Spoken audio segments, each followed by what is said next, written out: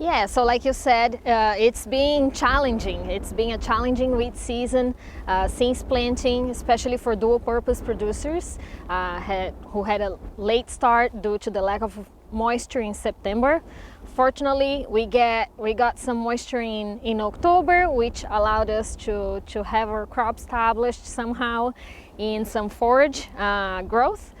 But then by December, I visited some wheat fields. We were already seeing signs of drought stress.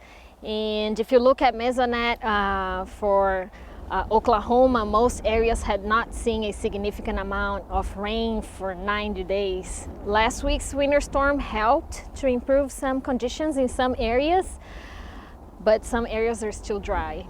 And so as a result of all that, some producers grazed as much as possible, may have already removed their cattle from the pasture. Some did not have a chance to graze at all.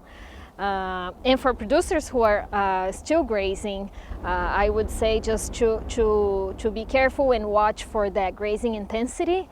Leaving at least 60% of that canopy coverage will help the crop to recover from grazing, especially with the environmental conditions that we are now. It's about time for first hollow stem, so get us up to speed on that timeline. Yeah, so we are right now just starting to check for first hollow stem. We are seeing that some varieties are moving. And just to clarify, so first hollow stem, it's that stage that indicates the beginning of stem elongation, so right before, just before jointing. And it is a good indicator for when we need to remove our cattle from wheat pasture. And so, like I said, we will be collecting samples like we do every year, so twice a week. And we'll be monitoring for first hollow stem differences among varieties. So several factors can influence first hollow stem. So environmental conditions and varieties. And varieties, they can differ by as much as 3 weeks in reaching that first hollow stem. So we'll be collecting first hollow stem here in our plots, and those are ungrazed plants. So they will likely be a little bit ahead of producers' fields that are actually being grazed.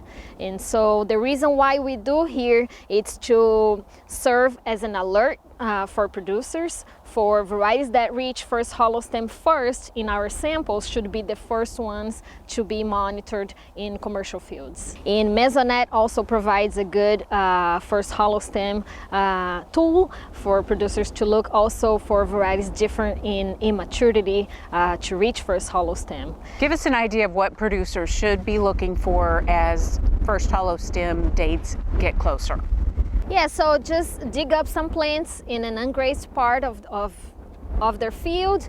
Look for that 1.5 centimeter of hollow stem below that developing head. So 1.5 centimeters, the same diameter of a dime.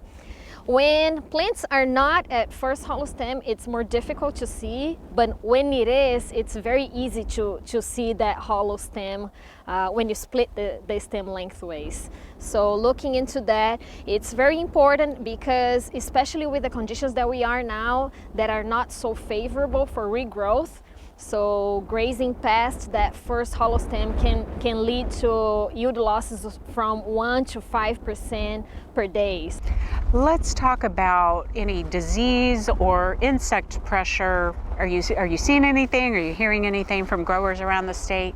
I haven't seen or heard anything at all. Fall was very quiet, no diseases. Right now, I'm not seeing diseases, and for now, it's very quiet. Thank you very much for the information, Amanda, and we'll see you again here on SUNUP in a couple of weeks.